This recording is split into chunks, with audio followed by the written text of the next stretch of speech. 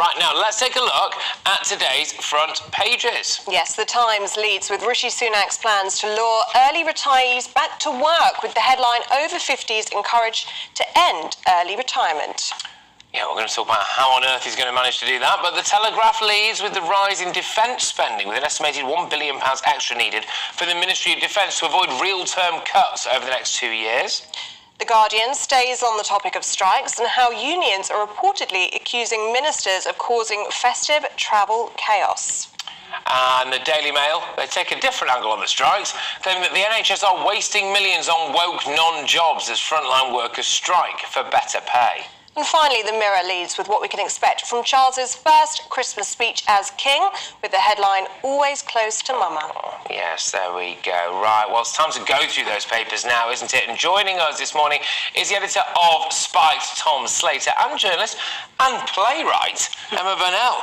Fantastic. Right, well, where to start? Shall we go over to you, Tom? Yes, so we're starting with the Daily Telegraph, which is the latest development in the discussion around gender self-ID after those reforms were passed in Scotland.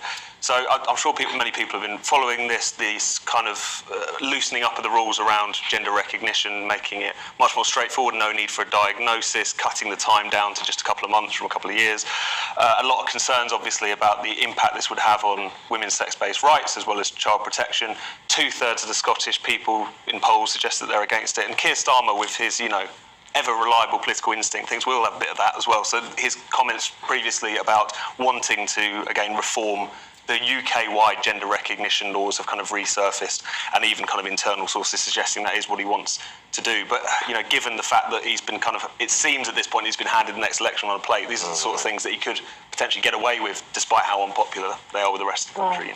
Yeah, well, indeed. I mean, it is an incredibly controversial topic. I mean, it really broke big time yesterday, the day before as well, as people were discussing it in the Scottish Parliament. Massive protests, very much two sides to this.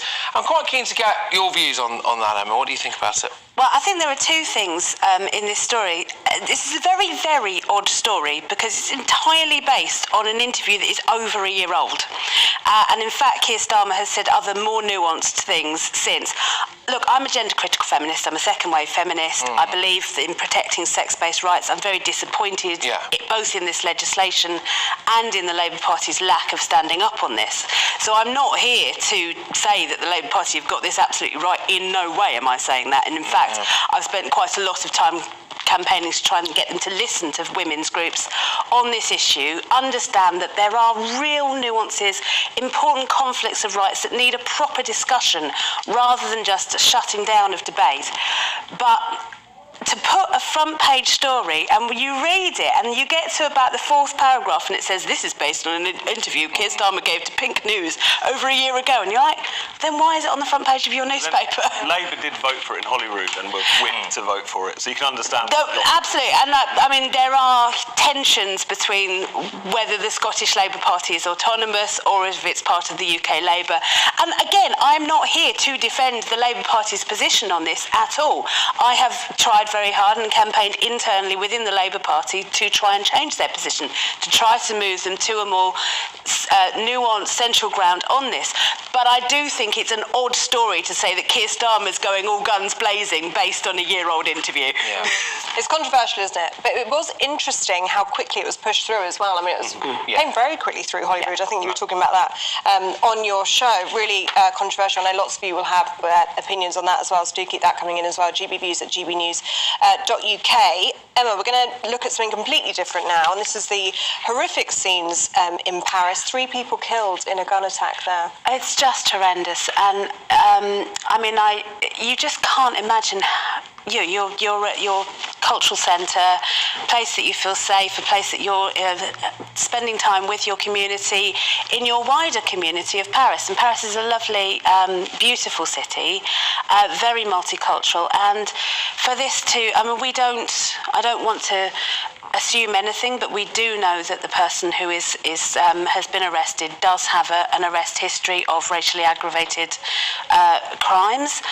And you just think, this is so heartbreaking. And these are Kurdish people, they may not be Christian, but this is a time of year that the world is celebrating generally, and you just think how heartbreaking for them to be going through this at this time. Tom, I'll throw it your way, as we're actually seeing various different images on our screens at the moment. If you're listening on radio, there were full-blown riots, really, yesterday taking place in the wake of this. I was live on air at the time, and we ended up spending the vast majority of the show with these quite startling live images. Your reaction to that side of it, Tom? Well, I think it just shows the kind of sense that communities don't feel like they're being looked after, but also the general sense of sort of instability in the country. I mean, it's worth remembering that over the course of the past 6 or 7 years, France, but particularly Paris, has just been rocked by kind of one horrendous atrocity after another, primarily Islamist, of course, but still you do see things like this. And you do get that kind of sense of insecurity that must be felt by not just the Kurdish part of the population, but the population in general is going to be quite significant. So it's just one of those things we think is just particularly tragic given the past, as I say, 6, 7, 8 years that particular country has experienced, you know. It's not the first time the Kurds have been attacked in Paris. I think there was something similar in 2010 where 3 women were killed. Yeah. So it's certainly something that's been rumbling on for a long time. But lots of tension in Paris at the moment. Tom, let's have a look at the Daily Mail, shall we? Obviously, we know about the strikes, the ambulances and the nurses in the past 2 weeks, but they've got a completely different take on this, and the NHS wasting millions. Yeah, I mean, this has been a kind of long-running scandal, really, if anyone has been paying a bit of attention, because whilst there's been this chronic problem with understaffing in the NHS, with people not being adequately rewarded for their work and so on, leading to the situation that we're at now in many respects, there has been this kind of long-running issue where you would see these job ads pop up. You know, diversity officer. Director of lived experience was a personal favourite, because it's the only kind of experience you can actually really have. Exactly. I mean, surely everyone's qualified. Yeah, the lived experience indeed. Role. And for that particular role, what was it, £115,000, which would be, what, 3 nurses? At least. At least, yeah. So, of course, getting rid of the diversity officers is not going to solve the problem of NHS structure, funding, inefficiencies, whatever it is that you're concerned about. But it does show a particularly warped set of priorities, especially given the fact that the NHS is incredibly diverse and, broadly speaking, harmonious workforce. Yeah. It's, of all the places that needs a diversity officer, it doesn't strike me that the NHS would be one of those. No, and Emma, as we've been relentlessly talking about strikes, I mean, I'm sick of it. I can only imagine how the British public feel. Every single day we're here talking about strikes. You know, that is the news, so we have to do it, of course. But I can't help but feel as though maybe a little bit more attention should be paid from the staff towards the lower end of the NHS pay structure on where all of this money is going, because the NHS apparently has had, since 2010, a real terms 39% funding increase, which gets lost in all of this. Their wages, of course, nurses, paramedics, they don't feel like their wages have equated to a funding increase. And there is a bit of a black hole, a bottomless pit, and maybe they should be directing some anger, not just towards the government, but towards the overall structure of the NHS, maybe. What do you think? Well, I would say that the nurses are not just striking over pay, they're striking over terms and conditions, and that is the structure of the NHS that they're talking about. But I would like to put this story in context. Now, I do think that any job should have KPIs, key performance indicators that you have to hit and achieve. We should be checking whether these things are bringing in value for money.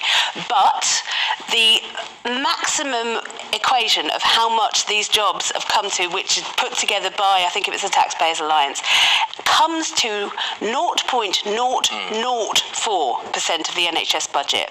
So I really do think if someone were talking to me about how to change my spending habits in my life, and they focused relentlessly on something that was 0.004% of what I was spending, I would say that they were not providing me value for money or good advice. I do think that we have to have a conversation about how we fund the NHS, how we make sure that it's efficient. I think the problem is we will get massively distracted from the conversation we need to have if we focus relentlessly on this stuff. Just quickly, before we move on to another one of your stories, Emma, Tom, can you just respond to that a little bit? Because I think that is a fair point. Is it more just a matter of principle, do you think? It's a bit of a token, for want of a better phrase, than what we're talking about here. Maybe they could get rid of this stuff and it would show intent. What do you think? Well, I think it just shows a level of warped priority, shall we say. And there'd be different things where, for instance, in the midst of a cost of living crisis, if MPs get a pay rise or if this happens, again, stopping something like that from happening is not going to solve the problem for everyone across the country. We all know that. But it just creates that kind of sense of warped priorities, as I say. Whereas I agree, the problem is much more profound in relation to the NHS, but that doesn't make this any more sensible. But if it's less than 1,000%, it's not really a priority. That's my point. We may be saying it's a priority because we're talking about it, and that may be warping a sense of the priorities, but it's clearly not a priority. But I don't think if you're talking about the Mail or the Telegraph or any ones who tend to report on this sort of stuff, it's not as if they're averse to discussions about how to radically reform the NHS. No, indeed, but I'm saying I would say that their coverage of these jobs is more than 0.004% of their coverage. Well, there you go. This is livened things up a little bit on Christmas Eve. It's what we wanted to see, people. There we go. Well, we've got loads more coming up, haven't we? Yes, and you're coming back, aren't you, in the next hour? So lots more still to come from both of you. But before we go, favourite Christmas song? We're going to put you on the spot. Tom, let's go with you first. Sleigh Ride by TLC. Okay, do you want to sing a little bit for us? No. Okay. Emma? So, overall Christmas song. Yes. It doesn't often snow at Christmas by the Pet Shop Boys. No, The bit where they go, Bing Crosby. Oh, it just makes me joyous. But Slade, Yes. when you land upon your head, then you've been slayed, is a triple pun, and you can't beat that. No, there you go. Oh, gosh, it's a bit early in the morning for me to get my head around a triple pun. It was the best of times. But coming up at the top of the next hour, we've got loads coming your way. Yes, we are going to be doing all of the rail strikes. Oh, grief, I know, when will it end? But it is relevant, really, because a lot of you will be trying to get home, so we'll keep you abreast of all of that. And yes, keep your lovely Christmas texts coming into us as well. GBViews at gbnews.uk.